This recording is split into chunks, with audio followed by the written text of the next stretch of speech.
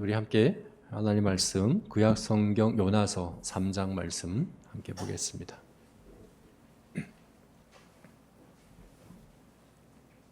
요나서 3장 1절부터 10절까지 말씀 우리 교독하도록 하겠습니다. 요나서 3장 1절부터 10절입니다. 여호와의 말씀이 두 번째로 요나에게 임하니라. 이르시되 성읍 니느웨로 가서 내가 내게 명한 바를 그들에게 선포하라 하신지라. 요나가 여호와의 말씀대로 일어나서 니느웨로 가니라. 니느웨는 사흘 동안 걸을 만큼 하나님 앞에 큰 성읍이더라. 요나가 그 성읍에 들어가서 하루 동안 다니며 외쳐 이르되 40일이 지나면 니느웨가 무너지리라 하였더니 니느웨 사람들이 하나님을 믿고 금식을 선포하고 높고 낮은 자를 막론하고 굵은 베옷을 입은지라. 그 일이 니느웨 왕에게 들림에 왕이 보좌에서 일어나 왕복을 벗고 굵은 베옷을 입고 제 위에 앉으니라. 왕과 그의 대신들이 조서를 내려 니느웨에 선포하여 이르되 사람이나 짐승이나 소떼나 양떼나 아무것도 입에 대지 말지니 곧 먹지도 말 것이요 물도 마시지 말 것이며 사람이든지 짐승이든지 다 굵은 베옷을 입을 것이요 힘써 여호와 부르짖을 것이며 각기 악한 길과 손으로 행한 강포에서 떠날 것이라. 하나님이 뜻을 돌이키시고 그 진노를 그치사 우리가 멸망하지 않게 하시리라. 그렇지 않을 줄을 누가 알겠느냐 한지라. 하나님이 그들이 행한 것 곧 그 악한 길에서 돌이켜 떠난 것을 보시고 하나님이 뜻을 돌이키사 그들에게 내리리라고 말씀하신 재앙을 내리지 아니하시니라. 아멘. 우리가 지난주에는 경청, 듣는 마음이라는 성품에 대해서 나눴습니다. 경청은 문자적인 의미 그리고 상담학에서 혹은 소통 전문가들이 하는 의미 그리고 더 나아가서 우리 하나님의 성품, 성도의 성품으로서의 듣는 마음, 경청 좀 다르다고 말씀드렸는데 문자적인 의미로는 다른 사람의 말에 귀를 기울여 듣는 것 이게 경청이다. 근데 상담학에서는 좀 더 나아가서 그 마음, 그 감정까지 읽어내는 것 이게 경청이다라고 이야기를 합니다. 그런데 성도의 성품으로서의 경청, 솔로몬이 하나님께 구한 듣는 마음은 거기서 더 나아가서 마음의 중심을 보고 옳고 그름을, 선과 악을 분별하는 지혜로움 이게 바로 경청이다, 듣는 마음이다. 그래서 여러분 우리 지혜의 왕 솔로몬은 지혜의 왕이잖아요. 근데 그 솔로몬의 지혜는 다른 게 아니었어요. 듣는 마음, 바로 이 경청이었습니다. 그리고 이 경청이 있을 때, 이 성품이 있을 때 자연스레 긍휼로 이어질 수 있는 거죠. 그래서 경청은 긍휼의 출발점이다라고 우리가 나누었습니다. 솔로몬이 많은 재판을 했겠지만 성경에는 이 단 한 번의 재판밖에 나오지 않는데 바로 듣는 마음을 구하고 듣는 마음이 적용된 재판. 그래서 아기에 대한 그 엄마의 마음, 그 긍휼이 가장 잘 나타났던 재판. 그 긍휼의 마음이 솔로몬의 재판을 통해서 또 흘러갈 수 있었던 그런 재판.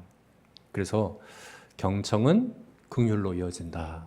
지난주에 나누었습니다. 오늘은 또 다른 이 긍휼과 아주 밀접한 관계에 있는 또 다른 성품인 자비입니다. 자비. 사실은 자비는 긍휼과 거의 같은 성품으로도 여겨지기도 합니다. 분류를 할 때 아예 긍휼과 자비는 같다라고 이야기하기도 하는데 히브리어로는 라함이라는 이 단어가 우리 한글 성경에 때로는 긍휼로 때로는 자비로 번역되기도 합니다. 그러니까 같은 단어를 긍휼로 자비로 같은 이 긍휼과 자비는 같은 성품, 같은 개념인가 이렇게 생각하게끔 하는 거죠. 그런데 같은 성품은 아닙니다. 구분이 됩니다. 그런데 왜 이렇게 긍휼과 자비를 서로 이제 섞어서 또 때로는 성경을 보면요, 궁율과 자비 마치 한 상처럼 나와요. 궁율, 자비, 자비, 궁율 같이 이렇게 나오는 언급된 이유가 뭐냐 할 때는 이 두 성품이 너무나도 밀접하게 서로를 보완해 주는 그런 관계에 있는 성품이기 때문에 그렇습니다. 마치 젓가락 두 짝과 같아요. 그래서 둘이 있어야 온전한 거예요. 하나만 있을 때는 아예 쓸모가 없어지는 거죠. 궁율과 자비는 서로 보완적이고 그리고 둘이 함께 해야 궁율이 궁율답고 자비가 자비다워진다. 우리 이렇게 이해하시면 됩니다. 궁율은 자비의 원인이고 또 자비는 궁율의 결과입니다. 궁율은 우리의 내적이고 정서적이고 감정적인 부분에도 초점이 있는 성품이라면 자비는 외적인 행동, 구체적인 실천에 더 초점이 있는 성품이 자비다. 이렇게 볼 수 있는 거죠. 그래서 야고보서에 행함이 없는 믿음은 죽은 믿음이다. 믿음과 행함은 분리될 수 없는 거잖아요. 함께 해야 되는 거잖아요. 참된 믿음이라면, 그죠? 그것처럼 궁율도 자비가 없다면 죽은 궁율이라고 볼 수 있는 겁니다. 둘은 함께 해야 하는 겁니다. 자, 그런데 우리 믿음에 있어서도 그렇거든요. 믿음에 있어서도 그 열매로 그들을 알리라 말씀하시면서 우리의 믿음을 돌아볼 때, 점검할 때 우리는 우리의 행위를 봐야 돼요. 우리 행위를 통해서 믿어지는 게 아니라 우리 행위가 믿음의 열매이고 결과이기 때문에 우리의 믿음을 행위를 통해 점검했던 것처럼 우리의 성품도 자비를 통해서 우리가 점검해야 합니다. 우리를 돌아볼 때, 우리 자신을 점검해 볼 때 뭘 점검해 봐야 되느냐? 궁율도 경청도 사실은 자비에서부터 점검을 해봐야 되는 거죠. 우리가 정말 하나님의 그 자비의 성품이 있는가? 그 하나님의 자비가 우리의 말과 행실을 통해 나타나는가를 통해서 점검해 봐야 되는 거예요. 그래서 자비는 굉장히 중요한 성품입니다. 그렇다면 이 하나님의 성품 또 성도의 성품으로서의 자비란 무엇인가? 이 자비는 어떤 성품일까? 사실은 앞에서 말씀드린 것처럼 자비는 굉장히 외적으로 말과 행동으로 겉으로 나타나는 구체적으로 실천되는 성품이기 때문에 저에게 만약에 자비에 대한 설교를 하라 그러면 다른 본문을 택할 것 같아요. 예를 들어서 선한 사마리아인의 비유 같은 경우 예수님께서 선한 사마리아의 비유를 말씀하시고 이 중에 누가 내 이웃이냐 할 때 서기관들이 대답했거든요. 자비를 베푼 자인이다. 자비를 베푼 구체적인 행위가 있는 그런 본문들도 있는데 오늘 우리 총회 공과에서는 요나서 말씀을 통해서 하나님의 자비를 우리에게 말해주고 있습니다. 왜 그럴까 생각해 볼 때 하나님의 자비는 사실은 가장 무자비한 우리들 모습. 그러니까 원래 그래요. 은혜가 신학자들이 정의할 때 그래요. 은혜는 어떻게 정의하느냐? 자격 없는 자에게 베푸신 하나님의 호의 이렇게 정의를 해요. 근데 자비는 어떻게 정의하느냐? 받아서는 안 될 자에게 베푸는 하나님의 호의 이렇게 정의를 하거든요. 그래서 하나님의 자비가 가장 분명하게 드러나는 곳은 어디냐? 받아서는 안 될 정말 하나님의 자비가 부적합한 그런 사람들, 그런 상황 거기서 하나님의 자비가 가장 잘 드러나거든요. 그래서 요나서 말씀은 그렇다고 볼 수 있습니다. 요나서 말씀은 정말 하나님의 자비가 부적합한 사람들, 니느웨가 그렇거든요. 여러분 요나가 니느웨로 가라 그랬더니 어디로 갔어요? 기억나세요? 정반대 방향으로 도망가 버렸어요. 다시스로 가는 배를 타고 도망가 버렸어요. 왜 그랬습니까? 요나 생각에 니느웨는 절대로 하나님의 자비를 받아서는 안 될 도시거든요. 그래서 이 니느웨의 하나님의 자비가 베풀어지는 게 너무 싫은 거예요. 그러니까 다시스로 도망가 버렸어요. 니느웨가 그런 도시입니다. 가장 하나님의 자비가 적합하지 않은 도시. 그뿐만 아니라 그런 요나를 통해서도 요나가 얼마나 하나님의 자비와 먼 사람인지, 얼마나 하나님의 자비가 없는 사람인지를 우리가 또 오늘 본문을 통해서 알 수 있거든요. 그래서 오늘 본문에는 자비란 단어가 한 번도 안 나와요. 자비란 표현도 안 나와요. 그럼에도 하나님의 자비가 너무나도 잘 드러나는 본문인데 그것은 대비함을 통해서 인간의 무자비함과 하나님의 자비가 잘 비교가 되므로 우리에게 보여주고 있는 본문이라고 볼 수 있습니다. 그래서 둘로 한번 나눠서 이렇게 한번 이 대비에 대해서 생각해 봤으면 좋겠어요. 첫 번째는 니느웨와 하나님, 니느웨의 무자비함과 하나님의 자비하심을 한번 비교해 봤으면 좋겠고, 두 번째는 요나 선지자의 무자비함과 하나님의 자비, 이를 또 비교해 봐서 하나님의 자비가 이와 같구나, 우리 이렇게 정리해 봤으면 좋겠어요. 먼저 니느웨입니다. 니느웨는 어느 나라의 수도일까요? 니느웨는 아수르, 성경에는 아수르라고 되어 있고 우리 일반 세계 역사에서는 아시리아 제국의 수도. 오늘날에는 이라크 모술이라고 하는 곳이 여기 니느웨에 해당한다라고 이야기를 합니다. 근데 니느웨는 어떤 도시냐? 우리 성경 가운데, 구약 성경 가운데 나훔서 있죠, 그죠? 나훔서가 그 전체 내용이 니느웨에 대한 심판의 예언이에요. 그래서 니느웨를 가장 잘 볼 수 있는 게 이 나훔서인데, 나훔서가 니느웨의 성을 어떻게 표현하냐면 피의 성이라, 피의 성읍, 피의 도시다, 이렇게 표현을 합니다. 왜 이렇게 표현을 할까? 아시리아 제국이 그래요. 일반 세계 역사에서도 아시리아 제국을 한마디로 표현할 때는 뭐라고 표현하냐면 잔인함, 무자비함, 이렇게 표현을 합니다. 아시리아 제국은 정복 전쟁의 기본 전략이 그랬어요. 어떻게 정복해 가느냐 할 때 기본 전략이 포로를 남겨두지 않는다였습니다. 무슨 말이냐면 어느 지역을 정복하면 남녀노소 막론하고 모두 다 죽여버렸어요. 짐승들도 다 죽여버렸어요. 하나도 남기지 않았어요. 왜 그럴까요? 포로를 남겨두거나 짐승들을 남겨두면 그들을 관리할 인원이 필요하잖아요. 거기에 군대를 주둔시켜야 되고 거기 질서를 유지시키기 위해서 행정력과 군사력과 여러 가지 것들이 거기에 투입이 되어야 하는 거잖아요. 이걸 낭비라고 생각을 한 거예요. 그래서 아시리아 제국은 어떻게 했느냐? 어떤 지역을 정복하면 모조리 다 죽여버렸어요. 그리고 또 모든 군대를 이끌고 또 다른 곳에 가서 정복하고 다 모조리 죽여버리고. 그래서 여러분 한번 인터넷을 검색해 보시면 아시리아 제국의 역사 자료들이 이 돌판으로 이렇게 새겨서 부조로 남겨진 그런 자료들이 많이 있는데 그 부조들을 보면 굉장히 잔인해요. 막 사람들의 머리를 다 잘라서 해골로 피라미드를 쌓아놓은 그런 장면들도 막 부조로 남아 있고요. 또 사람이 혓바닥을 잡아 빼서 죽이는 장면이 그대로 조각으로 남겨 있기도 하고, 사지를 다 묶어놓고 가죽을 점점 이렇게 벗겨서 죽이는 그런 장면도 나오고, 사람을 꼬챙이로 꽂아가지고 다 매달아서 놓은 그 장면, 일부러 그렇게 하는 거예요. 그래서 아수르 왕들의 어록들을 보면 나는 잔인한 왕이다, 나는 무자비한 왕이다, 이걸 자랑 삼아서 이야기를 하는 거예요. 공포심을 불러일으키는 게 그들의 정복 그 전략이었기 때문에 그렇습니다.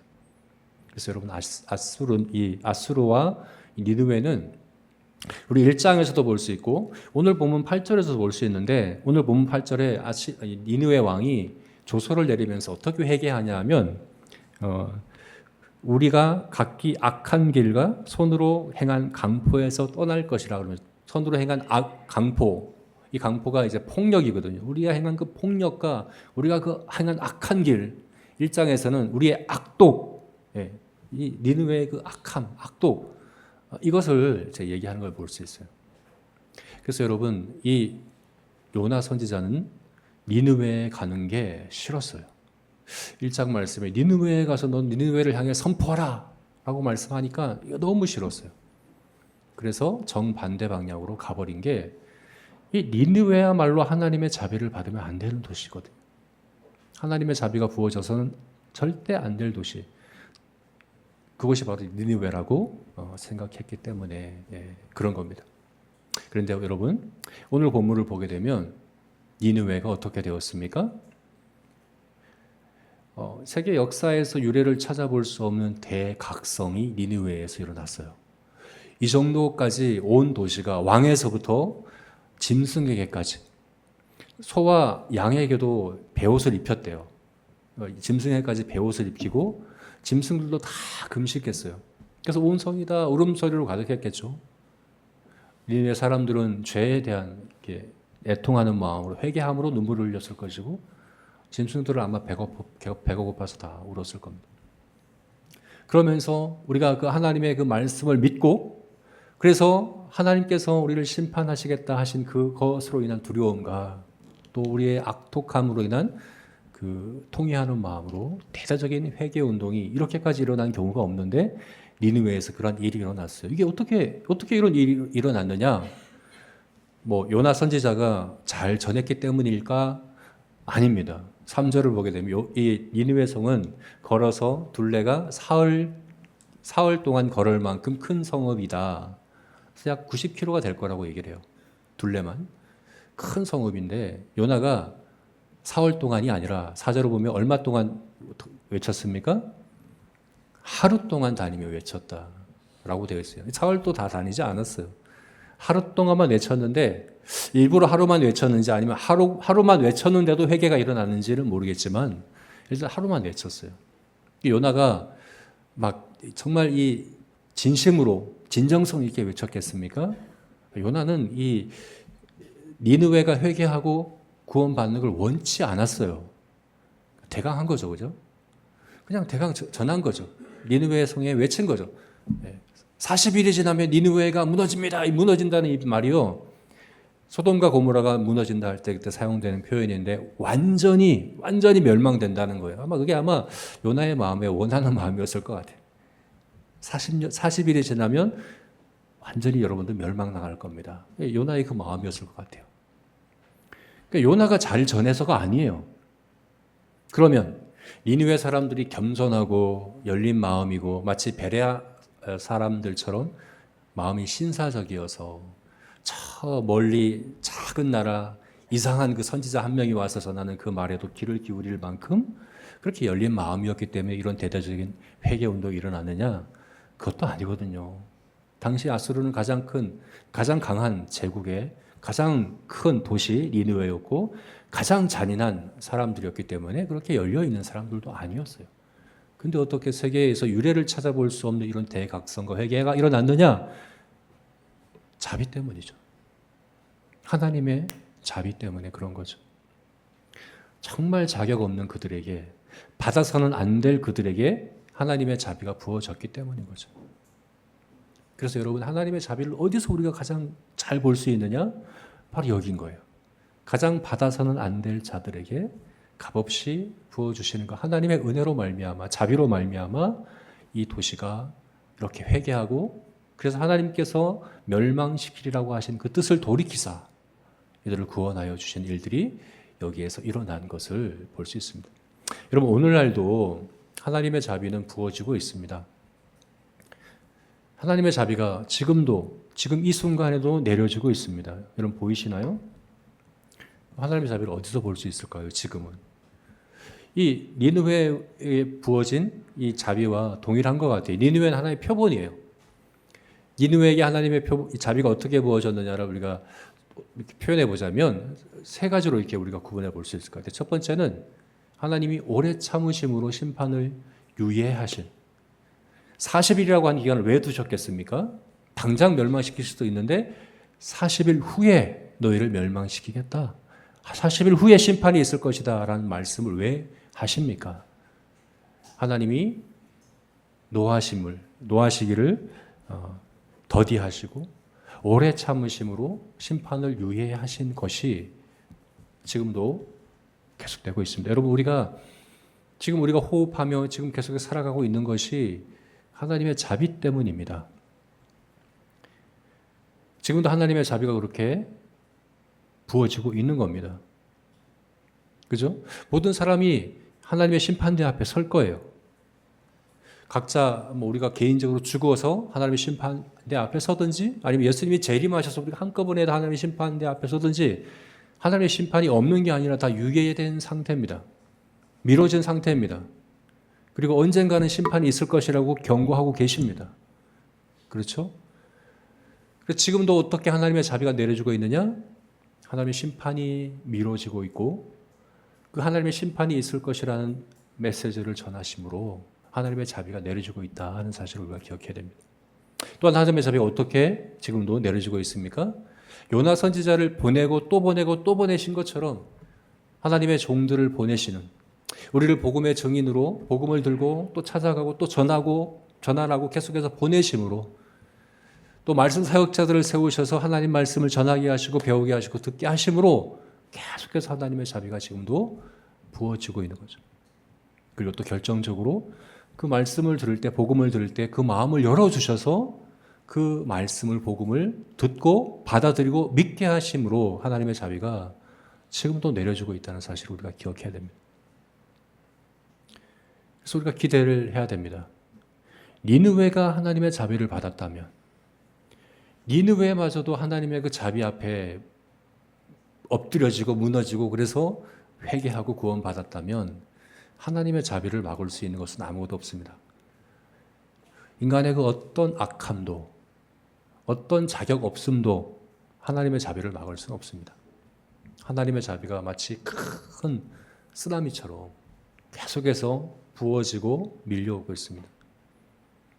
우리가 기대해야 되는 건 뭡니까?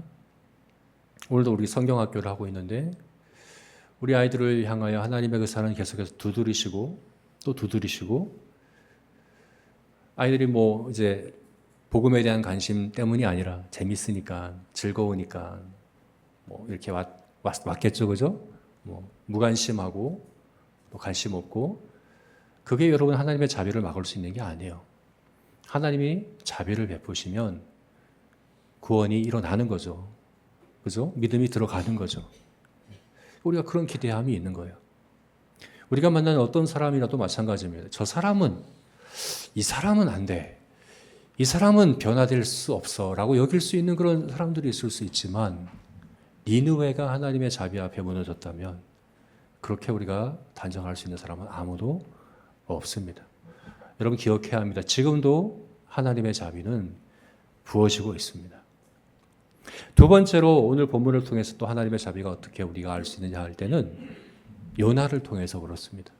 하나님의 자비는 믿지 않는 사람을 하나님의 자비가 부어져서 그를 변화시켜서 믿고 회개하여 구원받게 하는데, 그렇게 하나님의 자비가 나타나기도 하지만 이미 구원받은 우리들도, 요나 이미 구원받았잖아요. 이미 구원받은 요나도 그 하나님의 자비를 점점 닮아 하나님의 자비의 성품이 그의 성품이 되게끔 하는 그런 방법으로 하나님의 자비가 계속해서 부어지고 있습니다. 오늘 본문 읽지는 않았지만 우리 4장 1절부터 3절까지 말씀을 한번 읽어봅시다. 이게 니느웨 성이 회개하고 난 다음에 일어난 일이에요. 니느웨 성이 회개하고 그래서 하나님께서 뜻을 돌이키사 니느웨 성을 구원해 주셨어요. 그러니까 요나가 어떻게 했습니까? 4장 1절부터 3절을 같이 한번 읽어봅시다. 읽겠습니다. 요나가 매우 싫어하고 성내며 여호와께 기도하여 이르되, 여호와여, 내가 고국에 있을 때에 이러하겠다고 말씀하지 아니하였나이까? 그러므로 내가 빨리 다시스로 도망하였사오니 주께서는 은혜로우시며 자비로우시며 노하기를 더디하시며 인애가 크시사 뜻을 돌이켜 재앙을 내리지 아니하시는 하나님이신 줄을 내가 알았음이니이다. 여호와여, 원하건대 이제 내 생명을 거두어 가소서. 나는 사는 것보다 죽는 것이 내게 나음이니이다. 다시 2절을 가보면 요나가 알았어요. 믿었어요. 뭘 믿었습니까? 하나님의 자비를 믿었어요. 하나님은 자비를 베푸시는 분인 걸 알았어요. 하나님은 은혜로우시고 자비로우시고 노하기를 더디하시고 인애를 베푸시고 그래서 뜻을 돌이키사 재앙을 내리지 아니하시는 하나님인 줄 너무나도 확고하게 믿었어요.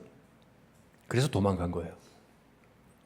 하나님께서 지금 니느웨에 가서 심판을 선언하라고 하시는 것이 이들을 정말 심판하시려는 게 아니라 이들을 구원하시고자 하는 하나님의 자비 때문이라는 걸 너무나도 잘 알았어요. 그래서 이 니느웨에 하나님의 자비가 베풀어지는 게 싫었던 거죠. 싫어하고 성내고 아예 나를 죽여달라고, 살기조차 싫다고 하나님 앞에 얘기할 만큼 하나님의 자비가 싫었던 거예요. 이게 개인적으로 이 니느웨 성에 대한 그런 싫어하는 마음이 있을 수도 있겠지만 민족적인 이유가 있어요. 실제로 이 사건이 있은 다음 40년 후에 이스라엘이 아수르에 멸망당합니다. 잔인하게 짓밟힙니다. 이스라엘이 그러니까 이 요나는 선지자이기 때문에 선지자 동료들을 통해서 하나님께서 니느웨, 이 아수르를 통해서 이스라엘을 심판하실 것을 계속 말씀하셔서 알고 있었어요. 그러니까 요나 입장에서는 니느웨가 망해야 돼요. 니느웨가 하나님 앞에 소돔과 고모라처럼 멸망당해야지 이스라엘이 살 수 있는 거예요. 근데 하나님께서 이 니느웨를 통해 너무나도 잔인하고 무자비한 이들을 통해 이스라엘을 심판하실 것을 아니까 너무 마음이 아픈 거예요. 슬픈 거예요. 자기 나라, 자기 민족이 심판당할 것을 알기 때문에. 그래서 다시스로 도망가고, 그죠? 이 니느웨가 하나님 앞에 뜻을 돌이키사 구원받는 것을 볼 때 너무나도 싫어서 이제는 정말 죽고 싶다 할 만큼 그런 싫은 마음이 일어난 것을 로나인 것을 보게 됩니다. 여러분, 우리가 구원받고 거듭난다고 해서 저절로 우리 마음에 자비라는 성품이 생겨나는 건 아닙니다. 하나님의 자비를 알지만 경험해서 알고 있고 또 분명히 믿고 있고 확신하고 있지만 그게 나의 성품이 되는 건 또 다른 차원의 문제예요. 요나서는 단순히 니느웨를 구원하기 위한 말씀이 아니에요. 니느웨가 하나님의 자비를 받는 것에 대한 말씀만이 아니에요. 만약 그랬다면 3장에서 끝나야 돼요. 요나서는 4장까지 이어져요. 그리고 4장은 어떻게 끝나느냐. 요나서는요, 마지막이 열린 결말로 끝나는 성경이에요. 요나서 4장 마지막 10절, 11절 말씀 한번 볼까요? 제가 읽어드리겠습니다. 요나서가 어떻게 끝나는가. 여호와께서 이르시되 내가 수고도 아니하였고 재배도 아니하였고 하룻밤에 났다가 하룻밤에 말라버린 이 박넝쿨을 아꼈거든. 하물며 이 큰 성읍 니느웨에는 좌우를 분별하지 못하는 자가 12만 명이라. 가축도 많이 있나니 내가 어찌 아끼지 아니하겠느냐 하니라. 이렇게 끝나요. 하나님의 질문으로 끝나는 성경이 요나서입니다. 왜 이럴까요? 하나님의 니느웨를 향한 그 자비가 핵심 주제가 아니에요. 이미 구원받은 요나에게 끊임없이 질문하시는 거예요. 내가 이들을 아낀다. 좌우를 분별하지 못한다는 건 어린 아이들이라는 거예요. 니느웨에 어린 아이들만 해도 12만 명이다. 가축들도 많이 있다. 근데 내가 이들을 아끼는 것이 당연하지 않느냐? 내가 이들에게 자비를 베푸는 것이 너무나도 마땅하지 않느냐? 요나를 설득해 가십니다. 그래서 요나서는 전체가 요나에 대한 설득이 어떻게 설득하시느냐? 총 5번, 요나서에만 5번 하나님께서 요나에게 찾아오셔서 하십니다. 처음에 니느웨에 가서 선포해라. 사명을 주십니다. 이거에 불순종해서 도망가니까 물고기 뱃속에 들어가게 하셔서 구원하시고, 그래서 하나님의 자비를 개인적으로 경험하게 하세요. 하나님의 구원을, 하나님의 자비를 개인적으로 경험하게 하셔서 또 그를 설득하시고, 또 오늘 본문에서 1절 말씀, 두 번째로 그에 말씀하셨다고 하는데, 이미 실패했는데, 이미 하나님께 불순종했는데 굳이 또 요나를 부르셔서 너 다시 니느웨에 가라라고 말씀하시는 두 번째 기회를 주시는, 그렇게 사명을 주시는 것으로 이게 세 번째 오신 것이고, 또 네 번째는 우리가 오늘 읽지 않았지만 4장 말씀에 하나님께서 박넝쿨을 나게 하세요. 요나가 하루 동안 말씀을 전하고 니느웨가 망하는 걸 구경하려고 이렇게 구경하고 있는데 너무 햇빛이 뜨거운 거예요. 괴로우니까 하나님께서 박넝쿨을 나게 하셔서 그늘을 만들어 주셨어요. 근데 하나님이 그 박넝쿨을 하루 만에 말라 죽게 만드신 거예요. 그러니까 요나가 또 막 화를 내고 하나님 앞에 죽여달라고 막 또 하는 거예요. 그러자 하나님께서 말씀하시는 거예요. 야, 네가 심지도 않고 나게 하지도 않은 이 박넝쿨을, 하룻밤에 났다가 말라 죽은 이 박넝쿨을 아끼는 마음이 너에게 있었다고 한다면 이 큰 성읍 니느웨에 좌우를 분별하지 못하는 12만 명이나 되는 사람들, 가축들을 아끼는 내 마음은 너는 왜 헤아리지 못하느냐?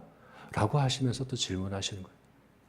사명을 주시고 또 자비를 경험하게 하시고 또 사명을 주시고 또 하나님의 자비를 개인적으로 경험하게 하시고 또 사명을 주시고 또 경험하게 하시고, 이렇게 하심으로 하나님이 하나님의 자비를 우리에게 가르치시는 거예요. 요나에게 가르치시는 거예요. 설득해 가시는 거예요.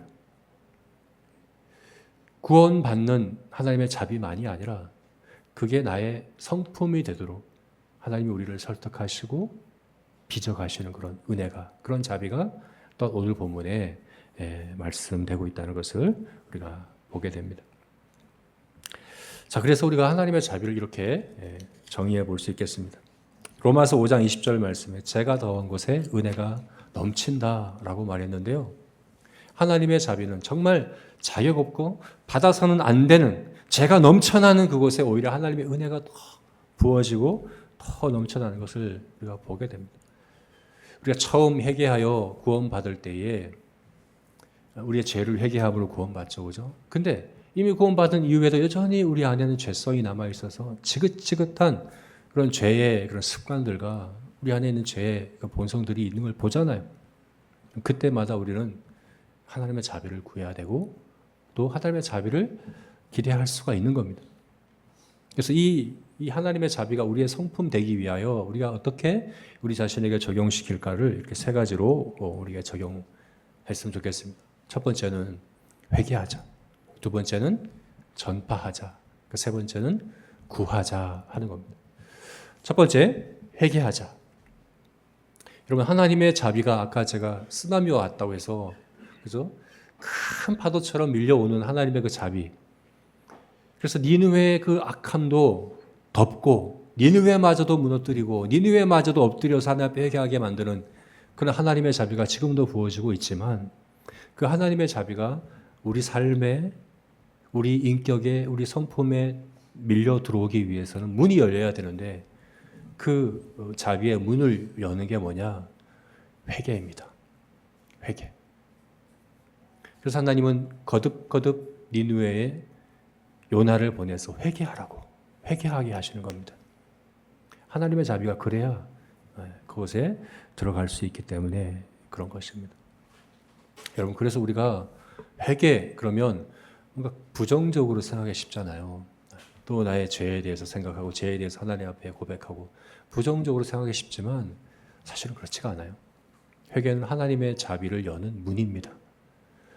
그러므로 우리가 처음 구원받고 거듭날 때 회개함으로 하나님의 자비로 구원받았다고 한다면 이후에도 날마다 매일매일 우리의 죄를 하나님 앞에 회개했으면, 그리고 회개할 때 하나님의 자비를 기대함으로 회개하는 그런 저와 여러분이 되었으면 좋겠습니다. 두 번째는 전파하자 합니다. 오늘 앞에서 말씀드린 것처럼 하나님의 자비가 밀물처럼, 쓰나미처럼 밀려올 때 그 자비의 문을 여는 게 회개라고 했는데 사실은 회개와 믿음이라고 해야 정확한 표현이죠. 회개와 믿음이 함께 하죠, 그죠? 근데 여러분, 믿음은 어떻게 해서 일어납니까? 들음으로. 믿음은 들음에서 납니다. 들음은 어디서 납니까? 하나님의 말씀에서 납니다. 그리고 하나님의 말씀은 어떻게 들을 수 있습니까? 전하지 않는데, 전하는 이가 없는데 어떻게 들으리요? 라고 말씀하지 않습니까? 그래서 결국은 전파하는 일이 있어야 합니다. 하나님께서 그래서 요나 선지자를 거듭 보내시는 거예요. 요나 선지자만이 아니죠. 수많은 하나님의 선지자들을 보내셔서 전하게 하십니다. 오늘날 우리는 다 복음의 증인들입니다. 그래서 우리는 다 하나님의 이 자비의 전달자들이라고 볼 수가 있는 거예요. 요나가 말을 잘해서, 요나가 뭐 대단한 그런 설득력이 있어서가 아니고, 또 듣는 니느웨가 뭔가 열린 마음과 신사적인 그런 성품과 그래서가 아니고, 요나의 그 전파하는 그 전파를 통해서 하나님의 자비가 그들을 변화시키고 그들을 구원하실 것이기 때문에 그러한 것이거든요. 그래서 요나는 그 하나님의 자비의 전달자로서 부름받은 거예요. 단순히 니느웨가 구원받는 것도 중요하겠지만 하나님은 거기에 그치는 것이 아니라 요나가 하나님의 자비의 전달자가 되기를 원하시고, 요나가 하나님의 그 자비의 성품을 갖추기를 원하셔서 네가 가서 전해라, 네가 또 가서 전해라 라고 말씀을 하는 것입니다. 그러므로 여러분, 우리가 복음을 전할 때 이 사람이, 그죠? 니느웨와 같이 전혀 구원받을 그런 가능성이 없어 보이는 그 사람마저도 하나님께서 자비를 베푸셔서 구원하실 것을 믿음으로 복음을 전해야죠, 그죠? 그를 위해 전해야죠. 근데 그것만이 아니에요. 복음을 전하는 우리들에게도 하나님의 자비의 성품이 그렇게 생겨날 수 있다는. 그렇게 우리가 하나님의 자비에 참여하게 된다는 그런 기대함이 우리에게 있었으면 좋겠습니다. 그래서 저와 여러분이 적극적으로 요나와 같이 순종하는, 오늘 본문에 요나는 순종하고 있거든요. 가라 하자 바로 일어나서 가거든요. 여러분, 순종은, 우리의 회복은 언제나 순종을 통해서 일어나요. 하나님 저에게 회복을 주시고 이 영적인 침체와 이런 제가 좀 성령 충만하고 정말 이렇게 그렇게 되길 원한다 기도할 때 여러분, 그 회복은 항상 순종을 통해서 일어나는 거예요. 일어나서 순종해야 돼요. 가라 하실 때 일어나서 하나님의 명령을 따라 순종할 때, 그때서야 우리 안에 하나님의 성령의 이런 역사하심이 있을 줄로 믿습니다. 그러므로 저와 여러분이 순종하는, 그래서 전파하는 증인이 되는 그런 저와 여러분이 되시기를 주의 이름으로 축원합니다. 마지막 세 번째는, 이제 오늘 주보에는 성장하자라고 되어 있지만 제가 생각할 때 구하자가 더 맞는 것 같아요. 구하자, 뭘 구하자일까요? 하나님의 긍휼을 구하자. 자비가 아니라 긍휼이라고 하는 이유는 뭡니까? 자비는 외적인 행위라면 긍휼은 하나님의 마음이에요. 긍휼의 마음이에요. 오늘 요나서 마지막 말씀이 하나님의 질문으로 끝난다고 그랬잖아요. 요나야, 네가 이 박넝쿨을 아끼는 그 마음이 있다면 잃어버린 12만 명, 아니 그 60만 명, 100만 명의 그 영혼들에 대한 내 아끼는 마음은 왜 너는 헤아리지 못하느냐? 질문으로 성경이 끝나고 있습니다. 이게 천국 가는 그 순간까지 우리가 계속해서 하나님 앞에 들어야 되는 말이에요. 이 사람에 대한 아끼는 마음, 너는 왜 갖지 못하느냐? 이 사람에 대한 내 아픈 마음을 너는 왜 모르느냐? 라고 질문하시는 거예요. 이 마음을 우리가 구해야 합니다. 아버지의 그 마음을 저에게 주옵소서. 그래서 우리가 순종해서 복음을 들고 나아가지만 요나처럼 할 수 있잖아요. 실제로는 원하지도 않으면서 하라고 하니까 어쩔 수 없이 마지 못해서 그냥 하루 동안 복음을 전하는, 하나님은 거기에만 머물게 원치 않으시고 하나님의 그 마음이, 하나님의 그 긍휼의 마음이 우리에게 있어서 그 마음을 갖고 나아가기를 원하십니다. 그게 바로 우리가 하나님의 성품을 따라 성장하는 것이기 때문에 그렇습니다. 그러므로 저와 여러분이 하나님 앞에 구합시다. 하나님의 그 마음을 우리에게 주옵소서. 그 긍휼의 마음을 우리가 알게 하옵소서 하는 그런 기도가 저와 여러분에게 있었으면 좋겠습니다.